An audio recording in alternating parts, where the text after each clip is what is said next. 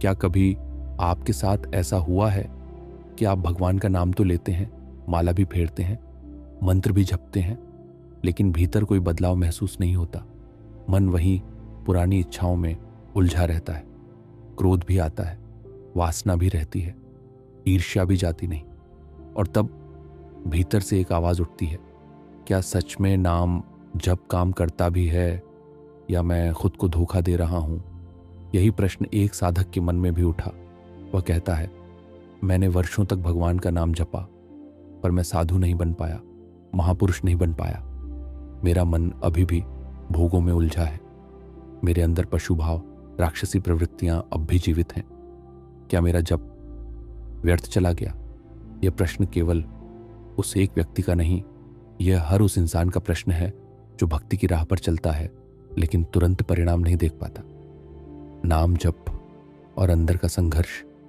जब कोई व्यक्ति नाम जप शुरू करता है तो वह सोचता है कि अब जीवन बदल जाएगा। उसे लगता है कि कुछ ही दिनों में मन शांत हो जाएगा, क्रोध समाप्त हो जाएगा, इच्छाएं खत्म हो जाएंगी और वह किसी संत की तरह निर्मल हो जाएगा। लेकिन वास्तविकता अक्सर इसके उलट होती है। जैसे जैसे हम नाम जप करते हैं, हमें अपने अंदर की गंदगी ज्यादा स्पष्ट दिखने लगती है। पहले जो दोष छिपे हुए थे, अब वे सामने आने लगते हैं। हम सोचते हैं कि मैं तो पहले ठीक था, जब शुरू किया तो मन और खराब क्यों लगने लगा? असल में यह खराब होना नहीं, ये साफ होना शुरू होना है। जैसे कमरे में अंधेरा हो तो धूल दिखाई नहीं देती, पर जैसे ही दीपक जलता है हर कोना नजर आने लगता है। नाम जप वही दीपक है, वह हमारे भीतर छिपी परतों को उजागर करता है। शांति क्यों तुरंत नहीं मिलती? बहुत लोग कहते हैं, मैंने नाम जप किया फिर भी दुख कम नहीं हुआ। लेकिन हमें यह समझना होगा कि दुख केवल वर्तमान जीवन का नहीं होता। हमारे भीतर वर्षों जन्मों के संस्कार, आदतें और प्रवृत्तियां जमा होती हैं। नाम जप कोई जादू की छड़ी नहीं कि एक दिन में सब बदल दे। यह तो अग्नि की तरह है। लोहे को आग में डालो तो वह धीरे धीरे लाल होता है, फिर मुलायम होता है, फिर उसका आकार बदलता है। अगर लोहे को 2 मिनट आग में रखकर निकाल लिया जाए तो क्या वह तलवार बन जाएगा? नहीं, उसे निरंतर अग्नि में रहना पड़ता है। उसी प्रकार मन को नाम की अग्नि में टिकाए रखना पड़ता है। भोगमरीच का सबसे बड़ी बाधा। नाम जप में सबसे बड़ी रुकावट बाहर की दुनिया नहीं, हमारा अपना मन है। भोग, इच्छाएं, आदतें, ये सब एक मरीचिका की तरह है। दूर से चमकती हैं, पास जाने पर खाली निकलती हैं, फिर भी मन बार बार उनकी ओर भागता है।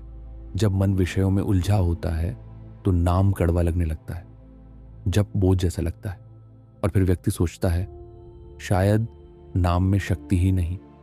लेकिन समस्या नाम में नहीं, समस्या मन की आसक्ति में है।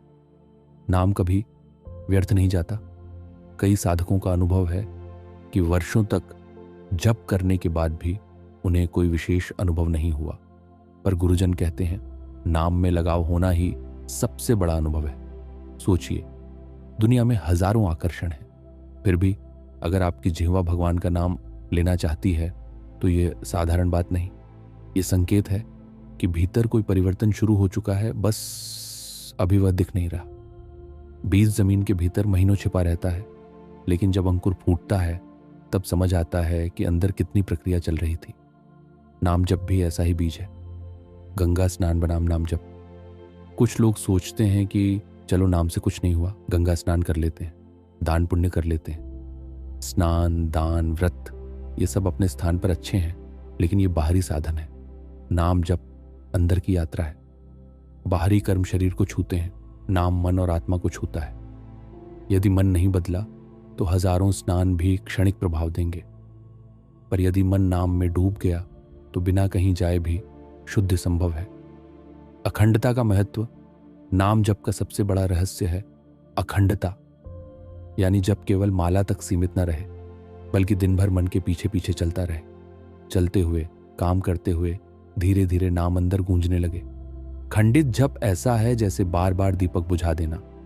अखंड जप ऐसा है जैसे दीपक को जलने देना, जब तक कि पूरा कमरा उजाले से भर न जाए। अंततः क्या मिलता है? नाम जप का फल कोई चमत्कार नहीं, बल्कि स्वभाव का परिवर्तन है। क्रोध धीरे धीरे कम होता है, लालसाएं कमजोर पड़ती हैं, बुद्धि तीखी होती है और मन भीतर से हल्का होने लगता है। सबसे बड़ा फल यह है कि व्यक्ति को नाम लेने में आनंद आने लगता है। वह नाम ही उसका सहारा बन जाता है। और जब यह स्थिति आती है तब शांति बाहर नहीं ढूंढनी पड़ती, वह भीतर स्वतः प्रकट होने लगती है। अंतिम भाव, नाम जब कोई दौड़ नहीं, यह एक धीमी गहरी अंदरूनी यात्रा है जिसे धैर्य, निरंतरता और विश्वास की आवश्यकता होती है। हो सकता है आज आपको कुछ महसूस न हो, पर हर बार जब आपकी जिह्वा नाम लेती है तब भीतर कुछ पिघलता है, कुछ टूटता है, कुछ नया बनता है। नाम अंत में केवल साधन नहीं रहता, वह स्वयं साधना का फल बन जाता है। जब नाम अपने आप चलने लगे तभी समझिए कि यात्रा सही दिशा में है। इसलिए घबराइए मत, रुकिए मत, तुलना मत कीजिए। बस नाम को अपने जीवन की सांस बना लीजिए। बाकी परिवर्तन अपने समय पर अपने आप प्रकट होगा।